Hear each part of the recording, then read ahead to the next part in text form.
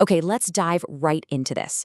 You know that feeling when you look at your grocery receipt and think, wait, didn't I pay less for this just last week? Well, brace yourselves because we are looking at another round of sticker shock. The Economic Times is reporting that consumer goods companies are gearing up to raise prices yet again this coming August.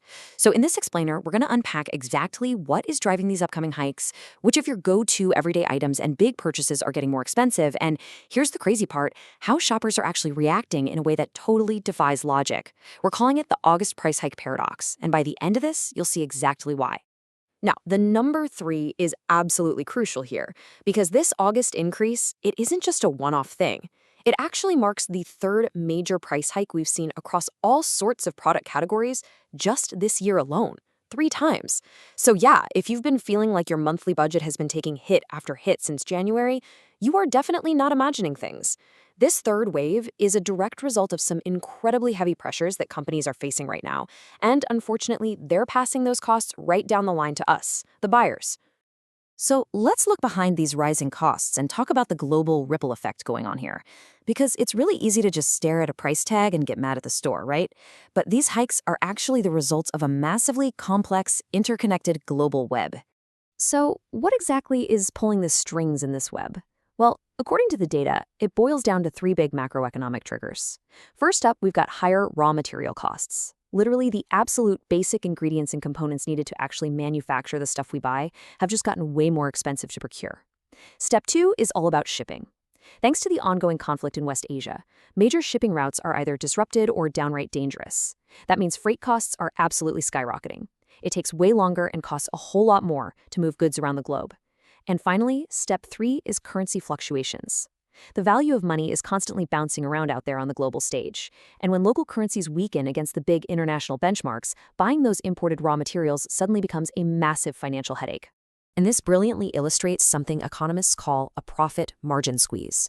Basically, this happens when those rising external costs, like the shipping nightmares and currency headaches we just talked about, start shrinking the actual financial returns a company makes on what it sells.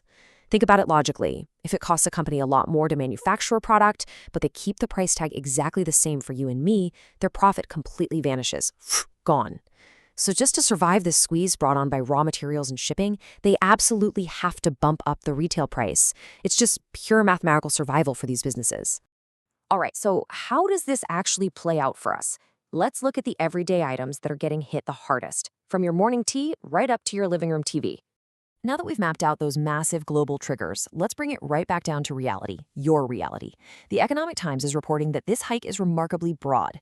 We're talking about a direct hit to the daily essentials we buy all the time. Think packaged tea, hair oil, clothing, the absolute basics. But it definitely doesn't stop there. Big ticket items are firmly on the chopping block too.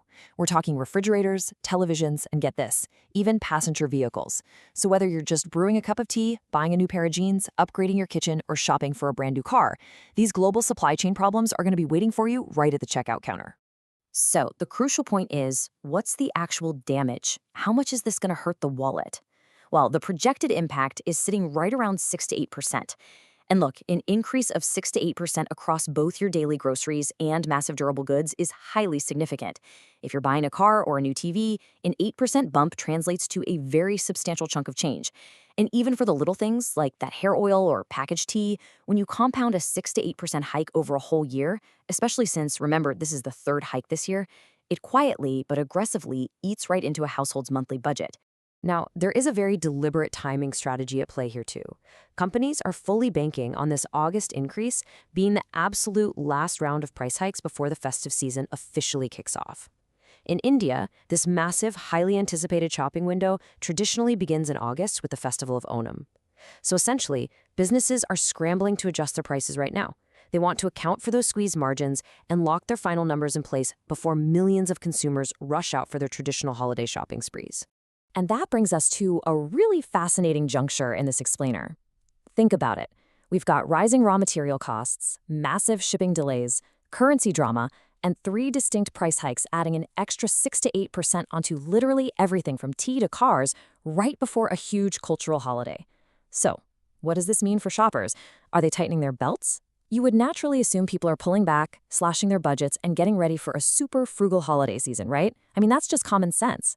Well, welcome to the premium spending paradox and the big festive season twist. Here is exactly where the data completely flips our logical assumptions upside down. Now, what's really interesting about this slide is the massive contrast in consumer behavior. On the one hand, yes, shoppers are definitely coping with the very real mathematical pain of a 6 to 8% hike on their everyday goods. They're for sure feeling that pinch. But on the other hand, another report from ET notes a surprisingly strong willingness to spend big on higher-end premium products. It's wild. Consumers are fully aware that things are more expensive, but when it comes to the festive season, they're intentionally choosing to splurge on top-tier items. They're not just buying, they're actively upgrading to premium segments, completely throwing the usual rules of a tight budget right out the window. Which leaves us with this final, honestly incredibly intriguing question to ponder. Are we looking at true economic resilience here, or is this just a classic case of festive revenge spending? Are consumers actually so fundamentally financially secure that an 8% hike across the board doesn't even make them blink when buying premium goods? Or is there this deeper, powerful psychological need to just celebrate, to claim a little piece of luxury and joy during Onam, totally regardless of the rising costs? It is a remarkable behavioral trend to see in the face of such heavy macroeconomic pressures. I really encourage you to think about your own shopping habits as we head into August. Are you holding back or are you treating yourself? That wraps up our explainer on this fascinating market dynamic. Thanks so much for joining me and keep exploring.